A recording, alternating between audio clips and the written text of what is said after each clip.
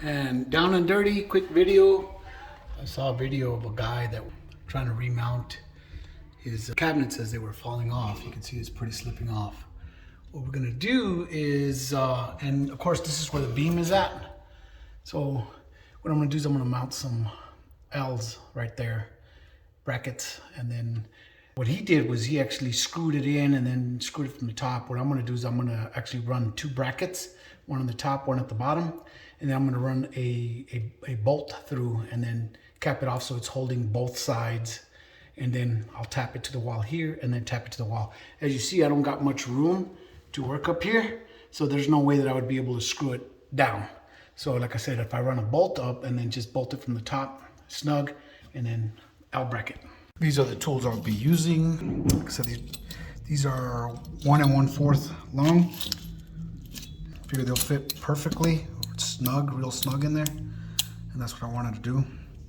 And then I'm just gonna bolt it down from the top end so that way it'll hold. This is the hardware I bought at Home Depot. These are the L brackets I bought, corner braces. Just keep in mind that I got 3 spots where it's loosening up.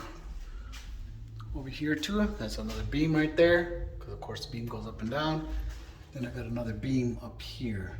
I'm gonna snip those edges right there about my pliers, my cutters, and I'm gonna cut those off so that way they don't get in my way.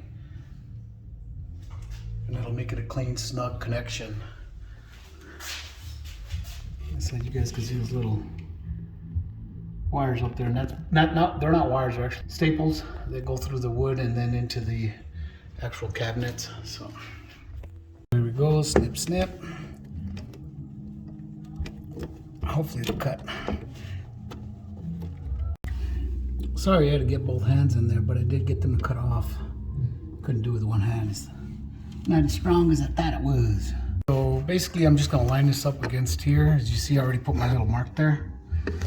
And I'm only gonna use the furthest hole. I'm not gonna put another one there because I don't trust that this will hold properly. I mean, it might start to break off. So I wanna grab as much meat as I can. And all I did was just trying to line this up as flush as I could and then put a little dot there, and I'm gonna screw upward going up into the shelf. There we go. Put my bolt through. I'm gonna have to remove this so that way it's gonna be bothering in my way when I try to screw it into the wall. And I also put another set up here. As you can see, I got a thing back here, so I'm gonna have to bolt it to that, and it's also got a screw that I'll have to remove.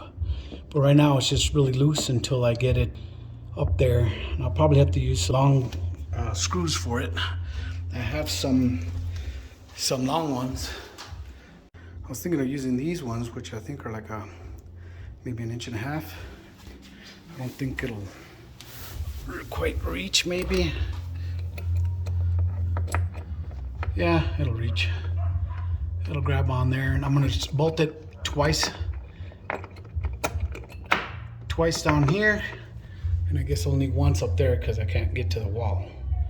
But at least it'll be getting into that beam there. And like I said, I'll tighten that up afterward. And what I'm gonna do is I'm gonna put all 3 of those brackets on each one of those.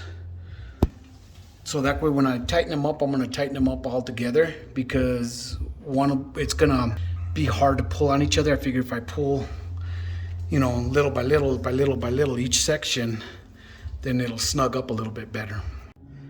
There we go. I think I'm gonna opt out for some longer screws. These are 2.5. These are 1.5, maybe 1 1/4 or something. But these just seem like they'll be able to reach to it. And as you can see, when I put my brackets up in there, bottom, top, I haven't tightened them down yet. And then I got the other one over there.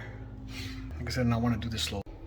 All right, now I got them all somewhat started. As you can see, snugged it up a little bit. Now I'm going to start to tighten them up. This one has a hole that's already all the way through. It looks like it was pulled out at some point, ripped off, but that other one is grabbing a little bit too. I'm going to start tightening them all up now. and see if we can close this gap a little bit. Well, got a pretty good seat up there. As you can see, the gap's really closed. This actually worked out really good. So at the top, like I said, there was a hole there. So this one I had a little bit of a problem. I think I missed the stud back there, but it is holding on slightly, mostly from the top too. But it worked out pretty good. Like I said, it closed the gap a lot more than what it was before. Here's this last one. This one probably got the most flush. It's still a little gap, little gap, but not as much as it used to be. And I feel more comfortable. There's not so much of a safety concern as far as them falling over on anybody, because now it's holding back really well. Well, more tips and tricks. Follow me for fun.